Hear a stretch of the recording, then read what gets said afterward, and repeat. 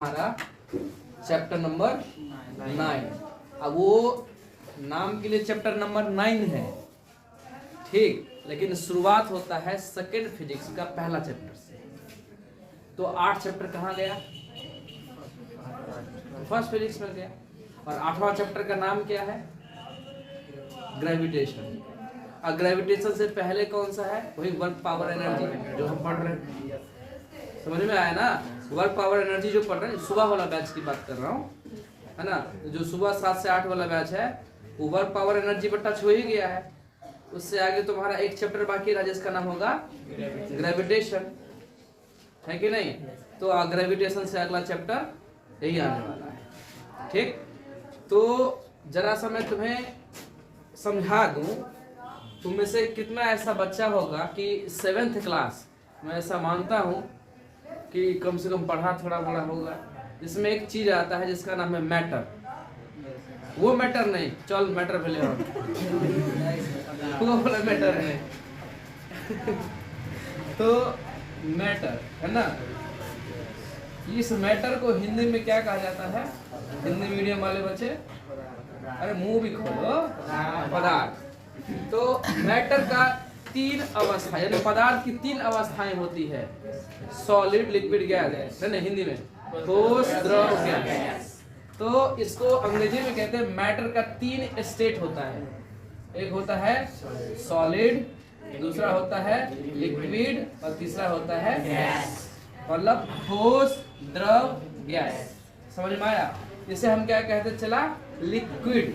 क्या कहते हैं इसे? लिक्विड। लिक्विड समझते हो ना? जैसे ब्लड भी एक लिक्विड है, पानी भी एक लिक्विड है, इस टाइप का। तो लिक्विड, यहाँ पर लिक्विड को कहा जाता है, जब सीनियर क्लास में पढ़ोगे तो आगे जाके पढ़ोगे फ्लूइड। जोर से बोलो, क्या कहेंगे इसे? फ्लूइड, है ना? तो फ्लूइड पर एक अच्छा खासा मैकेनिक्स बना हुआ है जिससे कहते हैं फ्लूइड मैकेनिक्स। इससे क्या कहते हैं? Fluid mechanics. इस पर एक अच्छा खासा फिजिक्स बना हुआ है जिसे हम कहते हैं फ्लूइड मैकेनिक्स। अच्छा, शॉर्टकट में से हम क्या कहेंगे बताइए? FM। क्या कहते हैं इसे? अभी तो कुछ नहीं है, जैसे जैसे हायर क्लास करिएगा ना, जैसे अभी तुम्हारा 11th, आप तो 12th घुसने ही वाले हो, है ना? तो 12th के बाद जब कोई बीटेक करेगा तो उसका 3rd सेमेस्टर में और 4th सेमेस्टर में आता है जनरली ब्रांच में, सिविल हो चाहे मैकेनिकल हो, इस दोनों ब्रांच में आता है तुम्हारा इतना। इसकी जो बुक है, मेरे पास बुक है, तुम्हें दिखाएंगे इतनी मोटी बुक है जो 2 सेमेस्टर में पढ़ना होता है, ठीक। इस पर खाली बुक बना हुआ जिसका नाम है फ्लूइड मैकेनिक्स, ओके। और इस पर भी एक अलग से बुक बना हुआ है इतना मोटा, जो 3rd सेमेस्टर 4th सेमेस्टर में पढ़ना होता है। बड़ी मोटी मोटी बुक बनी हुई है। और बचा तुम्हारा गैस, इस पर भी एक बुक बना हुआ है। मतलब सब पर एक एक बुक बना हुआ है। जब आप ग्रेजुएट करोगे तो ग्रेजुएशन में जाओगे, बुक बना हुआ है। इस पर भी एक बुक बना हुआ है ना? इसका जो राइटर है, बहुत सारा राइटर है, जिसमें R.K. बंसल नाम का फेमस राइटर है ना? और ये इसमें भी एक बुक बना हुआ है इस पर। अच्छा, मैं तुम्हें इसलिए समझा रहा हूँ कि 7th 8th क्लास में जब जूनियर क्लास में थे तब एक चैप्टर बना हुआ था। बोल हाँ या ना? चैप्टर का नाम था मैटर, पदार्थ। और ये जो था सॉलिड, लिक्विड, गैस, एक एक पन्ना में, यानी 3 पन्ना में डिफाइन हो सकता है, एक एक पन्ना में तीनों डिफाइन। बोलो हाँ या ना? तो चैप्टर का नाम क्या था? चैप्टर। और अगर साइंस की बात करें 7th क्लास में, तो फिजिक्स भी उसी में, केमिस्ट्री भी उसी में, और बायोलॉजी भी उसी में था कि नहीं था? तो मतलब एक ही सब्जेक्ट में, मतलब जिसे हम साइंस कहते थे, उसी साइंस में फिजिक्स भी, केमिस्ट्री भी, बायोलॉजी भी, जिनमें से फिजिक्स का जो एक चैप्टर है जिसमें मैटर है, वो एक चैप्टर था। उस चैप्टर में ये 3 टॉपिक हुआ करता था जिसका नाम था सॉलिड, लिक्विड, गैस। और हो सके तो एक एक पन्ना में तीनों। बहुत अच्छा राइटर है, कोई अलग प्राइवेट कंपनी का स्टार या किसी कंपनी का अगर देखते हैं तो उसमें मान लीजिए एक एक पन्ना को डिटेल में दिया हुआ, उतना डिटेल नहीं दिया जाता था क्योंकि 7th क्लास का है, बेसिक चीज है। अब सुन जा, 7th क्लास में जहां पर एक टॉपिक बना हुआ था, वो 11th में एक चैप्टर बना हुआ है। अब समझ में आया? और जब 11th में चैप्टर बना हुआ है तो ग्रेजुएशन में एक बुक बना हुआ है। अब सोच कितना डिटेल होगा। 7th क्लास में क्या था भाई?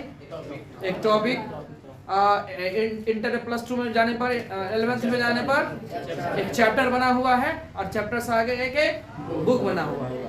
सोचो कि डिटेलिंग कितनी होगी, समझ में आ रहा है ना। तो जिसमें से हम लोग अभी हम 11th में हैं, इसका मतलब एक चैप्टर के बारे में पढ़ेंगे। तो चैप्टर के बारे में जो पढ़ेंगे ना, उस चैप्टर का नाम है, देखिए, मैकेनिकल प्रॉपर्टीज ऑफ सॉलिड। अच्छा, ये सॉलिड जो होता है ना, सॉलिड, इसी के बारे में बताया। मतलब चैप्टर नंबर 9 ये हुआ। फिर अगला चैप्टर क्या होगा?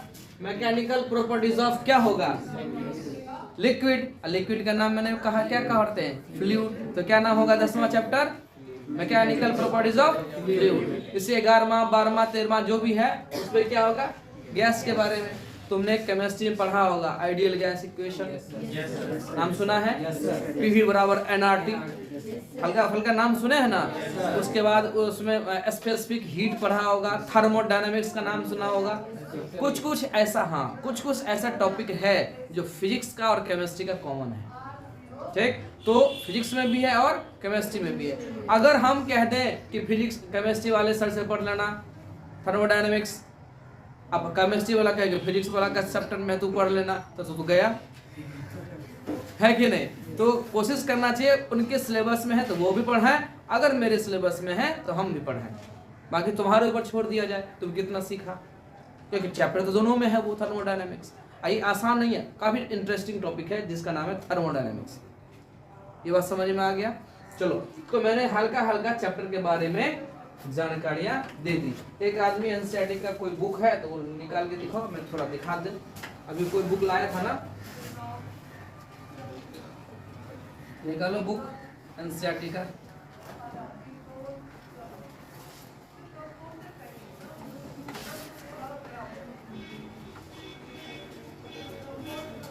दिखाओ, देखो ये जो एनसीईआरटी का बुक है, इस बुक में अगर हम देखें, यही ना है तुम्हारा पार्ट 2। पता है जब हमने स्टेटस डाला ना कि पार्ट 2 स्टार्ट हो रहा है, तो ग्रेजुएशन सेकेंड ईयर का बच्चा पूछ रहा कब से सर पार्ट 2, लेकिन वहां पे लिखे है क्लास 11, सोने ध्यान से देखा। वो क्या समझता है? पार्ट 1, पार्ट 2 और पार्ट 3 एक से एक नालायक को पढ़ाते हैं। समझे कि नहीं समझे ना। तो देखो चैप्टर जो स्टार्ट हो रहा है, यहाँ कंटेंट्स आप देखेंगे यहाँ पे एनसीईआरटी का, तो है ये सेकंड फिजिक्स का पहला चैप्टर। लेकिन शुरुआत कहाँ से हो रही है? 9th नंबर से, क्योंकि 8 तक फर्स्ट फिजिक्स में था। और इसका जो पहला टॉपिक है मैकेनिकल प्रॉपर्टीज ऑफ सॉलिड। अब समझ में आ गया है ना। आज हम लोग यहाँ से स्टार्ट करेंगे। फिर 10वां तुम्हारा मैकेनिकल प्रॉपर्टीज ऑफ ये फ्लूइड, अभी जस्ट बताए थे। फिर इस तरह से सारा चैप्टर के बारे में डिस्कशन है। ठीक, जब एनसीईआरटी में आगे पढ़ोगे, मैं अभी नहीं कह रहा हूँ, एनसीईआरटी को पढ़ना सीखो। एनसीईआरटी पढ़ना इसलिए सीखो क्योंकि पूरा 12 पूरा तुम्हें आईआईटी, एनआईटी, मेडिकल, इंजीनियरिंग जितना सर्विसेज हैं वो तो बात की बात है, पहले 12th क्लियर हो जाए बढ़िया से, है कि नहीं। तो 12th में अगर फोकस करना हो तो कोई भी बड़ा से बड़ा टीचर हो तुमको यही रिकमेंड करेगा कि एनसीईआरटी को लाइन बाय लाइन पढ़ ले, उससे ज़्यादा इधर उधर घूमने की जरूरत नहीं है। क्वेश्चन सेट अगर ज़्यादा करना हो तो और भी पब्लिकेशन का तो कर सकता है, लेकिन थ्योरी लेवल में एनसीईआरटी तुम्हारा बेस्ट है। 12th में ये फोकस करना है। अच्छा, 12th में तुम एनसीईआरटी पढ़ना कैसे सीखोगे? तो जिस तरह से ये है ना इस टाइप का, तो इसमें जो कलर वाला जो रहता है ना, तो हम लोग क्या करते हैं जनरली छोड़ देते हैं। और हम लोग क्या सोचते हैं कि ऐसा कुछ है। ये नोटिफिकेशन है, नो डाउट, ये तुम्हें एग्जाम में नहीं पूछता, लेकिन कोई कोई ऐसा टॉपिक होता है जो इसमें डाल देता है, और हम लोग क्या करते हैं ब्लू का छोड़ देते हैं। तो 12th में अगर जाओगे तो खाली टाइम में इस सब चीज़ की, क्यों? क्योंकि जो भी इस चैप्टर पे बना हुआ होगा, जो साइंटिस्ट लिखा होगा, उसके बारे में थोड़ा सा जीवनी यहाँ पे दिया हुआ। ठीक, तो यहाँ पे इस जीवनी जो दिया हुआ है उसका नाम है रॉबर्ट हुक्स लॉ। नाम सुना है कभी केमिस्ट्री में? अभी पता चल जाएगा क्या सुना है। तो इसका नाम है हुक्स, पूरा नाम है रॉबर्ट हुक्स। कितना है 1635, हाँ 1635 से 1703, ठीक। ये इसका मतलब एज है, इतना से इतना तक के थे। इसको मैं यहाँ बताता हूँ पहले, बाद में इसके पीछे क्या है। रॉबर्ट हुक जो है, रॉबर्ट हुक अगर देखा जाए तो इस चैप्टर को बहुत अच्छे से डिफाइन किया है। मैंने तुम्हें कहा था कि जहां भी जाओगे 11th में पूरा न्यूटन तुम्हें छोड़ेगा नहीं, है ना, लेकिन इस चैप्टर में कौन नहीं छोड़ रहा तुम्हें, हुक्स। मैं तुम्हें पूरी कहानी को एक बार जल्दी से समराइज कर देता हूँ, जल्दी से कहानी छोटा समझा देता हूँ क्या है हुक की जीवनी, है ना। मैं तुम्हें हल्का हल्का बता दूं, मान लो थोड़ी देर के लिए, कोई फिजिक्स विजिक्स काम नहीं आ रहा है यहाँ, एकदम ठंडे दिमाग सोचो जो मैं कहने वाला हूँ। कहानी ये कभी सुनाऊंगा 5 से 10 मिनट में हो जाएगा, ठीक। एक छोटा सा कहानी समझाता हूँ। मान लो थोड़ी देर के लिए अभी तुम लोग 11th में हो, ठीक, अगले साल 12th में, उसका अगले साल ग्रेजुएशन, फर्स्ट ईयर, कोई कंपटीशन की तैयारी करेगा, इस सब चीज़ों का तो करे अपना, लेकिन फाइनली आप तब समाज में कहे जाएंगे अच्छा, जब तक आपके साथ में एक अच्छा जॉब ना हो। अच्छा जॉब इस युग में सरकारी जो नौकरी कहा जाता है, और सरकारी नौकरी भी हर तरह का होता है। तो जब आप अच्छे स्टूडेंट हो तो अच्छा लेवल का जॉब पकड़ो। और उसमें मुझे लग रहा है अभी से बहुत ऐसा बच्चा ऐसे मना लिया होगा कि मुझे आगे जाके बीपीएससी की तैयारी करनी है, मुझे यूपीएससी की तैयारी करनी है। तो ए ग्रेड का जो टॉप लेवल का जॉब होता है अपने बिहार लेवल के देखा जाए, ऐसा तो बहुत सारा है, लेकिन बिहार में ज्यादा फेमस है यूपीएससी, है कि नहीं। हर इंसान का एक ग्रेड होता है कि हम यूपीएससी करें। तुम्हें नहीं पता, अच्छा एमबीबीएस डॉक्टर भी छोड़ के यूपीएससी की तैयारी करता है, अच्छा आईटीएन जॉब करके छोड़ करके तो यूपीएससी की तैयारी करता है। कितना यूपीएससी सिलेक्टेड बच्चा भी यूपीएससी की तैयारी करता है, क्योंकि अगला साल उसको रैंक को इम्प्रूव करना होता है। बात समझ में आया। तो कंपटीशन तो टफ है ही, लेकिन हम एक मोटिव बता रहे हैं कि आदमी का फर्स्ट मोटिव क्या होता है, यूपीएससी क्लियर करना। सोच के देख, अगर किसी के घर में एक यूपीएससी हो जाए तो मुझे लग रहा है उसके घर, उसके आसपास खानदान में कोई नहीं बना होगा। खानदान तो तू छोड़, उसके गांव में कोई एक यूपीएससी क्वालिफाई हो जाता है, कितनी बड़ी बात है। एक डिस्ट्रिक्ट में एक क्वालिफाई हो जाता है तो भयंकर डिस्ट्रिक्ट में नाम हो जाता है। इंटरनेशनल का अगर उसका जान पहचान विदेश में है, वो भी कहेगा वहां से कांग्रेचुलेसन, इससे पहले कभी कॉल नहीं करेगा। लेकिन अगर क्वालिफाई हो जाए, पता है आगे कहीं काम आएगा कहीं, तो उससे पहले वो कांग्रेचुलेसन करता है। तो यूपीएससी क्वालिफाई करने का मतलब एक बहुत बड़ा बात हुआ। मैं तुम्हें इसलिए बताता हूँ कि अभी तुम्हारी जो क्षमता है, पॉकेट में जितने पैसे हैं उसके अनुसार तुम अच्छे से घूम फिर सकते हो, लेकिन एक समय आएगा कि तुम्हें खुद कमाना पड़ेगा। तो उस समय तुम्हें पैसा भी देखना पड़ेगा और महत्व भी देखना पड़ेगा। कोई बड़ा से बड़ा रेस्टोरेंट हो, अभी हिम्मत अलाउ नहीं करता हो कि हम डायरेक्ट घुस जाएं, क्योंकि पहले पॉकेट तब ना कुछ है कि नहीं। एक लेवल पे पहुंच जाएगा, मन में सोच लो कि सारा बच्चा, ऐसे इमेजिन कर लो कि सारा बच्चा यूपीएससी क्वालिफाइड है, तो कौन सा होटल तुम्हें रोक लेगा जाने से, पता? कौन सा रेस्टोरेंट को रोक लेगा, कौन सा सरकारी डिपार्टमेंट तुम्हें रोक लेगा? कोई नहीं। सीधा आई कार्ड दिखा, वो 4 बार सल्यूटो करेगा, आइए सर। समझ में आया? तो उस लेवल की बात करो। मान लो कि जितने सारे बच्चे हो, एक वेल क्वालिफाइड, सारा यूपीएससी क्वालिफाइड हो और सबकी पार्टी हो रही है। अब पार्टी में अलाउ है कि आप अपने वाइफ के साथ, अपने माँ के साथ, अपने बहन के साथ, अपने फैमिली मेंबर के साथ आप आ सकते हैं एक 5 स्टार क्या 7 स्टार होटल में, और सिर्फ उसमें यूपीएससी आदमी रहेगा, क्योंकि उसका कार्ड है। जितना आदमी है, मतलब 100 यूपीएससी आईपीएस ऑफिसर का पार्टी चल रहा है, उसमें अपना फैमिली मेंबर भी होगा उसका, और कोई इधर का नहीं, अपना रिलेटिव ही होगा। और यूपीएससी का कोई दोस्त नहीं होगा, उसका अपना ब्लड का रिलेशन वही आएगा। सोच वहां पे कितना भयंकर इन्वायरमेंट होगा। ऐसा लग रहा है राजा महाराजा का कोई पार्टी चल रहा हो। नेता होता हटाओ, नेता एक अलग लेवल की बात हो गई, रॉयल चीज की बात है ना। कोई एक होटल बुक होगा महंगा 7 स्टार होटल, उसमें लग रहा है मुझे खाना भी जाएगा ना तो हाथ देगा, लीजिए सर। चम्मच भी होगा ना, जैसे होटल ताज है मुंबई का, 7 स्टार 5 स्टार होटल 7 स्टार में सर कन्वर्ट कर रहा है। उसमें चम्मच भी है ना, तो सोने का चम्मच। अगर आप आए होटल ताज में रुके, आराम से गाड़ी वहीं पे रख दीजिए, आएगा उसका स्टाफ, और वो सब कुछ चाबी तक वहीं छोड़ के आप रूम में खल जाइए आराम से, कोई दिक्कत नहीं, सब कुछ आपके रूम तक पहुंच जाएगा। इस टाइप का फैसिलिटी है। तो जरा सोचो कि एक बाहर से विदेशी फॉरेनर आता है, उसका इतना सामान, जो खुद यूपीएससी है उसका कितना सामान होगा, समझ रहे हो वहां पे। तो समझो कि अगर वो खाना भी खाएगा ना तो नंगे हाथ से नहीं खाएगा, हाथ में रुमाल बांध करके ऐसे करके लगा करके, और वो एकदम सोने का चम्मच से ही खाना खाएगा। इस टाइप का रॉयलिटी होता है। जब उस लेवल पे आदमी पहुंच जाए, तुम सोच नहीं सकते हो, हम तुम्हें सिर्फ इमेजिन करवा रहे हैं। और जब आदमी जिस लेवल पे पहुंचता होगा, उसकी सोच क्या वैल्यू होती होगी। इज्जत तो अलग बात है, किसी में कुछ भी कोई प्रॉब्लम नहीं है, जो मन है खाओ, बाकी तो पैसा कटेगा करेगा, क्या दिक्कत, सरकार है तुम्हारे लिए हर चीज के ऐसो आराम। तुम्हें नहीं पता कि जैसे कोई आईआईटी क्वालिफाई हो जाता है तो आईआईटी के पूरा कैंपस में एक 5 स्टार होटल से भी अच्छा चीज होता है वहां पर, जो अपना जिम, अपना म्यूजियम, अपना सब कुछ, अपना सारा चीज फैसिलिटी। बच्चा क्या चाहेगा, तो वो बच्चा नहीं पढ़ता, कॉलेज नहीं जाता है, झूठ मूठ का फर्जी रिपोर्ट लेके आएगा, कहेगा सर तबियत खराब था, लीजिए दिखा देने के लिए। एग्जाम में अटेंडेंस सही है ना, अटेंडेंस कम होगा तो निकाल देगा। तो ऐसा सही चलते रहता है। तो खैर हम तुम्हें बता रहे थे कि उस लेवल के बाद एक जिंदगी होती है, जिस जिंदगी में हम लोग जी रहे हैं, ये जिंदगी नहीं है, जिंदगी वो है जो आगे आने वाला है तुम्हारा, हम ये कह रहे हैं। तो एक ऐसा लेवल में जब आप जॉब कर रहे हो, पैसा की कोई कमी नहीं है, ऐसो आराम की जिंदगी है, मतलब सोचो कि आप एकदम रिलैक्स मोड में हो, आप तुम्हें लग रहा है कि इससे बड़ा जिंदगी अब है ही नहीं। उस लेवल का जॉब अगर तुम्हारे पास हो जाए तो कितनी बड़ी बात होगी। ठीक उसी तरह से अमेरिका में एक सोसाइटी है जिसका नाम है रॉयल सोसाइटी।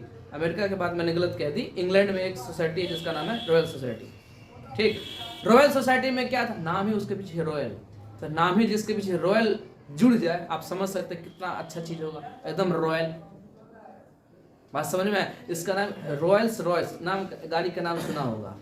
वो इतनी शानदार, करोड़ों में गाड़ी आती है, 2 करोड़ 3 करोड़ से स्टार्टिंग ही रेंज है। बाकी हम क्या कहेंगे, हमसे ज्यादा तुम लोग जानता होगा उस गाड़ी के बारे में, एकदम भयंकर चीज। अगर उस पर ऐसा सुने हैं कि अगर टायर पे गोली भी मार देना तो 80 किलोमीटर चल सकता है वो, बिना कोई पंचर के। इस टाइप की गाड़ी है, एकदम लगेगा कि 5 स्टार होटल में है। इस टाइप की गाड़ी है रॉयल। सर्च करके देखना यूट्यूब पे, मिल जाएगा तुम्हें, करोड़ों की गाड़ी है। तो रॉयल शब्द जिसमें जुड़ जाता है, मुझे कहने की जरूरत नहीं है, सोचो कि कितना शानदार चीज होगा। तो उसी का नाम है रॉयल सोसाइटी। अब रॉयल सोसाइटी में रहता कौन है, तो रॉयल सोसाइटी में वो रहता है जो टॉप लेवल का इंजीनियर्स हो। अब इंजीनियर का मतलब क्या हुआ, इंजीनियर कहने का मतलब वो इंजीनियर जो काम धंधा कर रहे हैं, वो वाला इंजीनियर नहीं है। वो तो मेरे विचार से मैं ऐसा मानूं तो पढ़ा लिखा मजदूर है। इंजीनियर मतलब क्या, बस एक डिग्री हो गया, नट बोल्ट कस रहा है, डिग्री हो गया सीमेंट प्लास्टर कर रहा है, डिग्री हो गया इलेक्ट्रिक का काम कर रहा है, एक डिग्री हो गया इंजीनियर। लेकिन ओरिजिनल जो हम जिसकी बात कर रहे हैं, जो रिसर्च पेपर 4 थ्योरी आ चुका है, जैसे अब मैंने कहा आर्किमिडीज, मैंने कहा कि न्यूटन, मैंने कहा अल्बर्ट आइंस्टीन, तो इसके पीछे डिग्री है उसके पास। अब ये तो दूर की बात है, साथ साथ उसका रिसर्च भी चल रहा है, 4-5 किताब भी पब्लिश हो चुका है और उसका नाम है। इस टाइप की बात कर रहा हूं। तो अल्बर्ट आइंस्टीन अगर किसी पार्टी में जाएगा तो सोच सकता है, अगर अल्बर्ट आइंस्टीन जैसा 100 गो साइंटिस्ट होगा तो कितना भयंकर ग्रुप होगा। उसी को कहते हैं हम लोग रॉयल सोसाइटी। अब समझ में आया? जैसे मैंने अभी उदाहरण बताया ना, बातें नहीं करिएगा, अभी मैंने उदाहरण बताया ना कि अगर 100 का 100 ग्रुप का अगर यूपीएससी क्वालिफाइड हो तो उसका कितना भयंकर पार्टी, एकदम जाम साम सब होगा, एकदम भयंकर चीज होगा, एक ग्रुप होगा ना, उसी को कहते हैं रॉयल सोसाइटी। तो रॉयल सोसाइटी समझ में आ गया?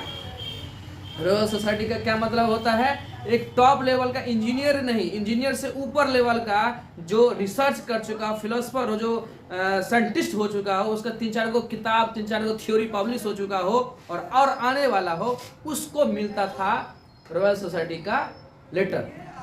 उसके लिए एग्जाम होता था, अगर क्वालिफाई हो गया उसके बाद रिसर्च पेपर दिखाना पड़ता था कि हम इस चीज में रिसर्च कर रहे हैं जिससे पहले कोई नहीं किया है और हम कर रहे हैं, और सबको पता नहीं हो तो उसको उसमें शामिल किया जाता था। अब समझ सकते हैं रॉयल सोसाइटी कितनी बड़ी चीज होगा। ऐरा गहरा तो आगे पीछे।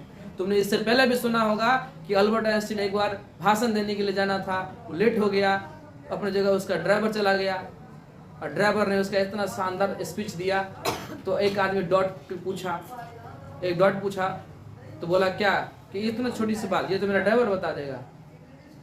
और ड्राइवर जो था वो अल्बर्ट आइंस्टीन था। अल्बर्ट आइंस्टीन ड्राइवर बन चुका था, तो उसने कहा मेरा ड्राइवर बता देगा। तब अल्बर्ट आइंस्टीन नीचे से उठ के ऊपर आया, लेकिन now I am Albert Einstein. तो लोग कहा ये कौन था? कहा कि ये मेरा ड्राइवर था। सोचो को ड्राइवर क्या को थ्योरी जो दे रहा था साइंटिस्ट को टिकअप कर लिया, तो उसका ड्राइवर नहीं कहता है सत्संग गुणा दोषा, मतलब सत्संग के साथ आदमी का गुण प्रॉपर्टी सब बदल जाता है। तो खैर हम यहाँ पे नहीं जा रहे। मेरे कहने का मतलब था कि एक रॉयल सोसाइटी की जो बात कर रहा था, उस रॉयल सोसाइटी का मतलब आप इमेजिन कर सकते हैं कितना भयंकर साइंटिस्ट सब का ग्रुप होगा। मतलब एक चम्मच भी गिर जाए ना तो एक दूसरा स्टाफ चम्मच ले जाएगा, फिर नया चम्मच ला के देगा, और हम लोग क्या करेंगे? उधर नहीं तो देगा, पोस्ट पास के खा लेंगे। कौन देखने के लिए उतना जाए? सोना का चम्मच है, लड़की से का मौका बोले तो नथिया गाना भी चालू हो जाएगा। तो खैर हम मजाक नहीं उड़ा रहे, अभी रिकॉर्ड हो गया, सर्वर वाला बात हो गया। तो खैर तो बात समझ में आया ना? तो इस टाइप की रॉयलिटी होती है रॉयल सोसाइटी में। ठीक, चलो भाई यहाँ तक हम समझे।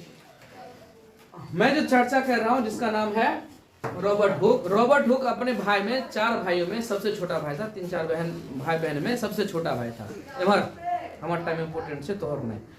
तो इसका मतलब ये है कि रॉबर्ट हुक के बारे में बता दूं कि ये साइंटिस्ट जो था, ऐसे माना जाता है ये इटली का कि जर्मन का, मुझे याद नहीं एग्जैक्टली, है ना। तो ये साइंटिस्ट था। अच्छा एक बात और बता दूं, कभी भी इन फ्यूचर अगर तुम्हें ऐसा लगे कि कौन साइंटिस्ट कहाँ का है, तो तुक्का मारने का एक सॉलिड जवाब देता हूँ। ज़्यादातर साइंटिस्ट जर्मन हुआ करते थे। इससे पहले भी मैंने बोला था या नहीं बोला था, याद रखना, कभी भी नहीं याद है टिक मारना जर्मन पर, सही होवे करेगा। और नहीं तो मैं एक लिस्ट भेज दूंगा तुम्हारे ग्रुप में, जर्मन कितना बड़ा साइंटिस्ट सब था, बहुत भयंकर। जैसे पहले तुमने नाम सुना होगा नालंदा विश्वविद्यालय, बाहर से आदमी आते थे पढ़ने के लिए विश्वविद्यालय में, और बाहर का आदमी को पसंद नहीं था कि इंडिया इतना आगे रहेगा, क्योंकि इंडिया के पास पैसा भी था, सोने की चिड़िया कहा जाता था ना इंडिया को। सब लूटने के लिए आया और पढ़ने में भी बहुत तेज आदमी सब, तो आदमी को पसंद नहीं आया। उसने क्या किया, विश्वविद्यालय में आग लगा दिया, क्या पढ़ भी नहीं करेगा, किताबें में आग लगा दिया। तो बाहर से आदमी पढ़ने के लिए आते थे इंडिया। अब एक समय ऐसा आया कि इंडिया से बाहर जा रहा है पढ़ने के लिए, जैसे यूक्रेन जा रहा है डिग्री लेने के लिए। आज हाँ यूक्रेन में लड़ाई हुआ, भागा सब अपना घर, नहीं सुना डिग्री के लिए, बीटेक वहाँ पे मेडिकल के लिए डिग्री लेना, MBBS के लिए जा रहा है। तो खैर, तो उस जमाने में लोग जर्मनी जाया करते थे पढ़ने के लिए। उस जमाने में जर्मनी के, अब तो सब जगह हाईलाइट हो चुका है ना। तो अभी भी जर्मनी बहुत टॉप लेवल पे, अग्रणी टॉप डेवलप कंट्री में जर्मनी का भी नाम आता है। जापान डेवलप, अमेरिका ये सब तो है ही है। इंडिया डेवलपिंग में है और विकासशील हो रहा है, विकसित नहीं है। इंडिया विकासशील की ओर है प्रस्थान, विकसित नहीं है, डेवलप्ड नहीं है, डेवलपिंग में। समझ में आया? तो खैर ये सब थ्योरी अभी बताना नहीं चाहिए मुझे, तो बात समझ में आ गया। ये सब थ्योरी था। तो जहां भी ऐसा प्रॉब्लम आए कि कौन साइंटिस्ट कहाँ के थे, तो हम क्या आंसर देंगे? ज्यादातर जर्मनी के हुआ करते। ऐसे तो बहुत सारे देश के थे। अब मैं बता रहा हूँ कि किसके बारे में बता रहा हूँ, रॉबर्ट हुक के बारे में। रॉबर्ट हुक अपने 4 भाई में सबसे छोटा भाई। मैं तुम्हें ऐसे बताऊं कि वो इतना शानदार इंसान था, इतना शानदार पढ़ने में था। तो कोई बच्चा होता है कि बचपन से कलाकारी पसंद होता है, और हम लोगों को कलाकारी पसंद होता है तो मैं बाप ज़्यादा क्या करते किताब लोग फिजिक्स केमिस्ट्री पर बस ना चित्रकारी करो। एक लेवल तक जब तक बचपन में है तो माँ बाप खुद आपको ड्राइंग लाते थे, पेंसिल लाते थे, मोम कलर जो आता है वो ला के देते थे, स्केच ला के देते थे। वो पेंट वाला कलर तो मुश्किल से 8वां 9वां जाने के बाद कितना को तो वो भी नसीब नहीं होगा। बात समझ में आया? और हाई लेवल के जाओगे जब उस टाइप का एक्रेलिक पेंट सब, टॉप लेवल का पेंट सब, तो उसके लिए फिर लाखों में जाता है। तब गार्डन छोड़ देते, बोले पढ़ाई लिखा पर ध्यान दो। लेकिन हम लोग तो ऐसे कर देते हैं। तुम ऐसे सोचो ना कि हमें कुछ आता ना आता हो, अपने छोटा भाई को डिसाइड करते कि ये सब्जेक्ट खराब हो, उस सब्जेक्ट पर तू कौन है कहने वाला, उसको इंटरेस्ट पर। तुम्हें आता ना आता हो, तुम्हें अगर गलती से तुम्हारा भाई तुमसे पूछ दे कि बता दे भैया इस फार्मूला का आंसर क्या है, तेरे पास कोई जवाब नहीं है, उसी को थप्पड़ पर मार के चुप करा देगा, अपना पतली गली से साइड ले लेगा, है ना। तो बचपन में अगर कोई पेन पेंसिल या कलर लेके बैठ जाए तो हम लोग आदत क्या है, बच्चों को डांटना फटकारना, ये सब बर्बाद चीजें पर हो। तो बचपन में रॉबर्ट हुक जो था वो 1 नंबर का पेंटर भी था। वो पेंट बहुत सारा जो उसके पास कलर था अवेलेबल वो तो था ही, बहुत सारा कलर खुद से बना लेता था। अजीब अजीब टाइप का पेंटिंग करता था। तो ऐसा माना जाता है कि ड्राइंग वही अच्छा कर सकता है जिसके पास दिमाग तेज हो। क्यों? क्योंकि जो दिमाग का तेज रहता है वो एक बार जो देख लेगा ना वो सेम टू सेम छाप देगा, ऐसा माना जाता था। साइंस भी यही कहता है ऐसा। लेकिन मेरे विचार से अगर मेरा ओपिनियन देखा जाए ऐसा कुछ नहीं है। किसी चीज को बार बार देखो तो आराम से छाप सकते हो, वो तो प्रैक्टिस का चीज है। जितना अच्छा कॉपी पढ़ना लिखोगे उतना सुंदर राइटिंग होगा, तो प्रैक्टिस का चीज है मेरे अनुसार। तो खैर हम तो साइंस नहीं है, साइंस जो कहता है उसके अकॉर्डिंग चलना होगा। तो साइंस कहता है जो ब्रिलियंट आदमी रहता है, जिसका दिमाग पकड़ने की क्षमता ज़्यादा होता है, उस same to same handwriting भी, अगर हम जैसा हैंड राइटिंग लिखेंगे ना चला, मेरा रिफ्लेक्शन तेरे पे आएगा। अगर हम कौवा टांग लिखेंगे तो तू सुपर कौवा टांग लिखेगा, मुझे पता है। अगर हम तुम्हें राइटिंग डेफिनेशन ये रेड पेन ब्लैक पेन का इस्तेमाल करेंगे तो मेरे से बेहतर तू करेगा, तो मेरा रिफ्लेक्शन तुम में आता है, ये 100% सत्य है। तो खैर, तो ये बात का था रॉबर्ट हुक के बारे में। रॉबर्ट हुक जब इनिशियली फेज में जब वो इसी रॉयल सोसाइटी का मेंबर बनने से पहले पेपर दिया, उसने पास हो गया और वो रॉयल सोसाइटी में चला गया, है ना। रॉयल सोसाइटी अभी जस्ट मैंने चर्चा किया रॉयल सोसाइटी की। तो रॉयल सोसाइटी में क्या होता था, टॉप लेवल का होता था। तो टॉप लेवल का मतलब ऐसे समझना है आप लोगों को कि जैसे कोई डॉक्टर बनता है, MBBS की डिग्री ले ली, तो डॉक्टर तुरंत जाके क्लिनिक नहीं खोल सकता, क्योंकि उसके लिए थोड़ा सा प्रैक्टिस करना पड़ता है किसी सीनियर डॉक्टर के पास। अगर आप LLB पास हैं तो तुरंत वकालत शुरुआत नहीं कर लेंगे, आपको एक सीनियर वकील के पास 6 महीना, साल भर, 1 साल, 2 साल प्रैक्टिस करना पड़ता है, तो आप उसको एक्सपीरियंस लेते हैं। ठीक उसी तरह जो अगर रॉयल सोसाइटी में आप चले गए तो डायरेक्ट आप बहुत बड़े इंजीनियर नहीं बन गए, बहुत बड़े आप फिलोसफर नहीं बन गए, बहुत बड़े आप साइंटिस्ट नहीं बन गए, आपको किसी साइंटिस्ट के अंदर में काम करना पड़ेगा 6 महीना, साल भर, 2 साल। आई बात समझ में? तो ये जो साइंटिस्ट था रॉबर्ट हुक, ये अपने सीनियर उस समय बहुत फेमस हुआ करता था, जिसका नाम था बॉयल। नाम सुना है इसका? बॉयल्स लॉ नाम सुना है? केमिस्ट्री में आया ये। इसके जो सीनियर थे बॉयल्स लॉ, ये इसके यहाँ वो काम करता था सारा कुछ। काम का मतलब कुछ भी, सब्जी के लाने सब्जी लाना पड़ेगा। अगर कोई वकील, सीनियर वकील के यहाँ तुम प्रैक्टिस कर रहे हो और तुम भी डिग्री है, तो वो कहेगा सब्जी आज का खाना तू ही बनाएगा, बीबी मेरी आराम करेगी, तो करना पड़ेगा, तो जा यहाँ से। ये होता है डिसिप्लिन। तुमने गया कहाँ अभी, स्टार्ट किया कहाँ? अभी तो तुम 10th 12th में हो, आगे सीनियर में जाओ। क्या सीनियर जूनियर होता है तुम्हें कॉलेज सिखाएगा, लेकिन बिहार से बाहर जाना पड़ेगा। यहाँ पे सब अपने रंगदार समझ में आया? तो ये ग्रेजुएशन में जाने के बाद एक शिक्षा मिलता है कि अपने सीनियर को कैसे रिस्पेक्ट किया जाए, उससे मुझे ज्ञान चाहिए, मुझे क्या करना पड़ेगा, है ना। दरभंगा में जितने सारे डॉक्टर्स हैं जो प्रैक्टिस करके तैयार होता है लड़का, तो बहुत सारे लम्फट सब है। दरभंगा DMC का छोड़ा सब हर दिन लड़ाई झगड़ा करते रहेगा। बहुत सारा जो टॉपर लड़का रहता है किसी डॉक्टर के साथ सट गया है, बस समझ में आया? तो वो अपने, कोई भी डॉक्टर अपना क्लिनिक बैठ नहीं रहा, वो अपना प्राइवेट क्लिनिक चला रहा है, तो सरकारी डिपार्टमेंट उसका तो हाजिरी बनेगा ना, तो उस हाजिरी पर उसका जूनियर बैठता है। आई बात समझ में ना? ये सिस्टम चलता है, और जूनियर को सिखाते सिखाते एक्सपीरियंस हो जाता है, फिर बाद में वो भी कहीं जाएगा अपना क्लिनिक खोल लेगा। आई बात समझ में? तो खैर, हम ये कहानी समझाए। तो ये डिपार्टमेंट तो हाँ, रॉबर्ट हुक किसके यहाँ काम करता था? बॉयल। रॉबर्ट हुक को ये बॉयल्स ने समझ लिया था कि बहुत आगे जाकर फेमस आदमी बनेगा ये। मैं बताऊं, ये इस टाइप का एक्सपेरिमेंट करता था, जैसे कॉन्वेक्स लेंस है ना, कॉन्वेक्स लेंस को मिला करके एक नया चीज बना दिया, जिसका नाम पड़ दिया माइक्रोस्कोप। ये बनाया, अजीब अजीब घटना करते रहता था, कुछ अलग टाइप का हरकत। हम लोग ने कहते पागल है, सच्ची में पागल इस टाइप का इंसान होता है, और जो इतिहास बदलता है अजीब अजीब घटना से। बैरोमीटर, नैनोमीटर, जितना सारा इक्विपमेंट्स है इसलिए बनाया। ये तो फिजिक्स तो दूर, केमिस्ट्री में घुस गया है, नाम भी सुना होगा तुमने। केमिस्ट्री तो दूर, मैं बायोलॉजी में बता देता हूँ, तुमने सुना होगा ना कोशिका, इसने बताया सेल के बारे में। तो सोचो कि पहले जमाना में हम लोग क्या था, जैसे हम फिजिक्स पढ़ाते, फिजिक्स आता है, केमिस्ट्री पढ़ाने वाला टीचर केमिस्ट्री आता था, और जो बहुत बड़ा प्रोफेसर हो उसको सब कुछ का नॉलेज होता है। हम लोग तो कुछ नहीं है। समझ में आया कि नहीं आया? अगर मुझे फिजिक्स अच्छा है तो मतलब जरूरी है कि मेरा मैथ अच्छा होगा, तभी हम फिजिक्स अच्छे से पढ़ा पाएंगे, नहीं तो हम भी खुद लटक जाए, तुमको क्या समझाएंगे? समझ में आ रही है ना बात? तो इसका मतलब उस टाइप का जो लेवल का होता था, टाइम की टेंशन ना ले, कभी उतार चढ़ाव हो जाता है, उसका टेंशन ना ले, तो प्रॉब्लम नहीं ना, भूख नहीं लग गया, कोई याद वाद नहीं ना आ रहा है? हाँ, तो पढ़ाई लिखाई याद आना चाहिए। तो हम क्या बता रहे थे, भूल गए, क्या बता रहे थे?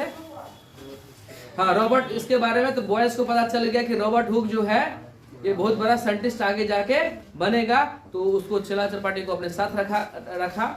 फिर क्या हुआ, एक बार इसी तरह जैसे अपना कॉलोनी है ना, तो यहाँ पर क्या है कि सब अपना अपना जमीन में अपना अपना घर बना हुआ है।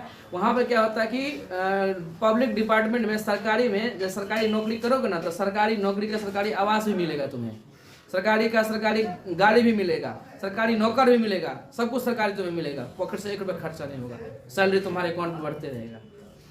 अब आके टेबल के नीचे से मिलता ही रहेगा। वो तो अलग बात है। समझ में आया कि नहीं आया? तो सरकारी डिपार्टमेंट की ये रॉयल्टी होती है। तो मैं तुम्हें ये समझा रहा था कि अगर कोई सरकारी डिपार्टमेंट कहीं बिल्डिंग में आग लगे, ड्यू टू शॉर्ट सर्किट आग लग गया कुछ किसी कारण से, तो सरकार डिपार्टमेंट क्या करेगा? धाए धाए बनाएगा, एक बार नियम पार होगा, फिर अगला बार कोई विजिट आएगा, फिर ये बनेगा, पता चला वो 1 साल में कि खाली विजिटिंग ही हो रहा है, तब तक उस आदमी से कहीं दूसरी जगह शिफ्ट कर दिया। तो सरकारी डिपार्टमेंट में यहाँ पे कैसा चल रहा है आप समझ रहे हैं, लेकिन बाहर में ऐसा नहीं होता। हुआ तो हुआ, तुरंत हुआ, समय ज़्यादा नहीं है, उसके लिए सब इंजीनियर्स लगा हुआ है। अब यहाँ पे क्या होता है, प्राइवेट काम तेज से होता है, सरकारी डिपार्टमेंट है बन रहा है, 10 साल से रेलवे ट्रैक पर पटरी गिरा है, तो गिरले है अभी तो पता क्या चलेगा, यहाँ बहुत बड़ा प्लेटफॉर्म बनेगा, बन ही रहा है 10 साल से। अब वहाँ पे क्या है, 2 साल के अंदर इंडिया इसलिए पीछे अभी जा रहा है, समझ रहे हैं ना। तो वहाँ पे इसी बिल्डिंग में आग लग गई सरकारी डिपार्टमेंट में, तो उस डिपार्टमेंट में दोबारा रीडिजाइन करने के लिए इसी को भेजा गया रॉबर्ट हुक को, और उसने तुरंत करके दे दिया। तो आदमी बहुत इससे अप्रिशिएट हुआ कि उसने अच्छा काम किया। बात समझ में आया? सारा चीज जो मैंने ब्लू कलर का मैंने बोला था, सारा चीज में कोई कोई ऐसा मोटा अक्षर में लिखा हुआ है। बात समझ में आया? इसने अपने जर्मनी के लैंग्वेज में, जर्मन ग्रीक शब्द में इसने एक थ्योरी दिया। इस थ्योरी का नाम इसने लिख रखा है, मैं दिखा देता हूँ और मैं पढ़ के भी सुना देता हूँ उसका लिखा हुआ है, मोटे अक्षर में लिखा हुआ है, ऐसे करके देखिए, UT10CO, उसके बाद लिखा है सिक और विज, ये लिखा हुआ है। या इसमें लिखा हुआ है कि this is the Latin expression, Latin शब्द है जिसका मतलब क्या होता है, उसका मतलब it means that distortion of the force, मतलब फोर्स में कुछ चेंजिंग, डिस्टॉर्शन का मतलब कुछ बदलाव, इसके बारे में इसने चर्चा किया। और आगे जाके यही थ्योरी स्ट्रेस नाम से फेमस हुई। आई बात समझ में? अब स्ट्रेस को समझने के लिए ये सारा चीज समझना पड़ेगा। समझ में आया? मैं तुमको छोटा परिभाषा बता दूं कि स्ट्रेस का फॉर्मूला क्या होता है। स्ट्रेस बराबर होता है ऐसे लोड और बटा में एरिया। अगर लोड दिक्कत करे तो समझ लो फोर्स और बटा में एरिया, और ऐसे दिक्कत करे तो F बटा में A, और F बटा में A कहीं और पढ़ा हुआ है, इसका नाम है प्रेशर। नाम पढ़ा है? तो प्रेशर का फॉर्मूला होता है P बराबर होता है F बटा में A। देखो RHS F बटा में, इसका मतलब प्रेशर मतलब स्ट्रेस होता है। बिल्कुल नहीं कहते हैं दिमाग में बहुत सारा प्रेशर है, बाप रे बाप अब एग्जाम आने वाला है, नहीं कहते हैं। तो हम लोग ये नहीं कहते हैं कि दिमाग में बहुत स्ट्रेस है, CBSE वाला बच्चा कहेगा स्ट्रेस है। बात समझ में नहीं होता है कि 4 दिन के बाद एग्जाम में कुछ नहीं पढ़े हैं, मेरे माथा में बहुत स्ट्रेस है। अब मान लो कि प्रैक्टिस कुछ नहीं है और जाके फाइनल मैच खेलना है, तो कैप्टन को कितना स्ट्रेस होगा, नहीं ये बॉल ठीक से कर रहा है, उसको चोट लग गया है, वो खराब हो गया, तो क्या कैप्टन से कड़ी स्ट्रेस लगता है। और धोनी कोई स्ट्रेस नहीं, जो होगा वही देख लेंगे। चल आए बात समझ में? तो टेंशन नहीं लेने का, और लड़की सब टेंशन लेती नहीं है, जो होगा देखा जाएगा। मेरा पैसा थोड़े ज्यादा है, जिसका जायजा है हम तो खाएंगे भाई। क्या समझ में आया? तो अभी खत्म नहीं हुआ, समझ में आया क्या ना? स्ट्रेस समझ में आया? तो ये जो थ्योरी देने वाला था, ये सारा थ्योरी किस पे बेस्ड था? Robert Hooke. किसने दिया था? रॉबर्ट हुक के बारे में। देखो हम इसके बारे में जानकारी इसलिए दिए ताकि ये पता चल जाए। अच्छा, ये सब जो पॉइंट है ना, गारंटी तुम खुद अपने मुख से ही, अपने मुंह से ही जवाब दोगे कहाँ पे क्या लिखा हुआ है। ये चैप्टर का जो नाम है मैकेनिकल प्रॉपर्टीज ऑफ सॉलिड। इसका मतलब आप समझ गए होंगे कि हम सिर्फ और सिर्फ किसके बारे में चर्चा करेंगे, जो सॉलिड। लिक्विड के लिए चैप्टर बना हुआ है जिसका नाम होगा फ्लूइड। क्या नाम होगा? फ्लूइड। क्लियर है ना? सुन ले आप। सबसे पहले पॉइंट आ रहा है इलास्टिसिटी। इसको हटा और जरा सोच। इलास्टिक कैसा समझ में आ रहा है? इलास्टिक प्लास्टिक नहीं, स्टूडेंट है मतलब elastic rubber. Basic exam tube आएंगे उस पर। पहले आप ये सोचिए कि फुटबॉल देखा है? फुटबॉल के ओरिजिनल वाला फुटबॉल, ये लोकल 20 रुपया वाला नहीं, ऊपर नहीं वाला फुटबॉल फूक दिया हो गया, ऐसा नहीं। ओरिजिनल फुटबॉल, उसके अंदर ब्लैडर होता है, पता है? अरे टायर देखा ना, टायर के अंदर में क्या होता है? ट्यूब। अब नया जमाना ट्यूबलेस हो चुका है। नहीं, हम ट्यूब की बात कर रहे हैं। साइकिल वाइकिल में तो ट्यूब में अगर हवा दे दिया जाए, खूब हवा दे दिया जाए और कभी कभी टायर फट जाए तो टायरों से निकल जाता है ना ट्यूब बाहर। सिंपल सा फंडा। इसका मतलब वो जो ट्यूब है ना, ट्यूब कितना भी प्रेशर करेंगे तो फैलेगा कि नहीं फैलेगा? तो मतलब वो अपना शेप को क्या कर लिया? बढ़ा लिया। या अगर हवा निकाल दिया जाए तो शेप को क्या कर लेगा? घटा लेगा। बात समझ में आया? ठीक उसी तरह से जिस तरह से हम लोग खाना खाते हैं और खाना खाते समय पता चले कि कहीं पार्टी है तो पहले पूछ लेते हैं बाहर में है और देख रहे हैं कि गमागम हो रहा है भोज और में, तो कथी की पार्टी चली, कथी की भोज चाहिए? रसगुल्ला के आए तो फिर भाई कल्याण है कि नहीं? तो पता चल रहा रसगुल्ला मिठाई का भोज है तो उस समय दो पीस एक्स्ट्रा भूख लग जाता है। आज देखना है वहाँ पे, वहीं पे देख लेंगे, जो होगा सो होगा। पता चला दाल भात के दूर मरा देख है, तुमने देखा नहीं है। खाने वाला 1-1.5 रसगुल्ला खाता है, खैर उसका नाम नहीं लेंगे। तो अब समझ में आया। अब ओरिजिनल रसगुल्ला की पहचान कैसे करोगे? ओरिजिनल छेना की पहचान कैसे करोगे? ये समझा दो। तुम अच्छे एक्सपर्ट हो क्या? पहले देख ले कि खाना पता में पड़ा ना, दाव कर गया, छोड़ दिया। अगर वापस वो ओरिजिनल शेप में आ जाए, दिस इज योर प्योर छेना। अगर नहीं आया ऐसा दबले रख गया तो वो उसका मुंह देखेगा, अरे खराब जो तू छोड़ ना, कौन फ्री के चीज के दाम नहीं देखेगा। तो होटल में जब आप रेस्टोरेंट वगैरह में जाओगे, होटल में उसका तो दाम होगा 10 रुपये 15 रुपये रसगुल्ला एक पीस होगा।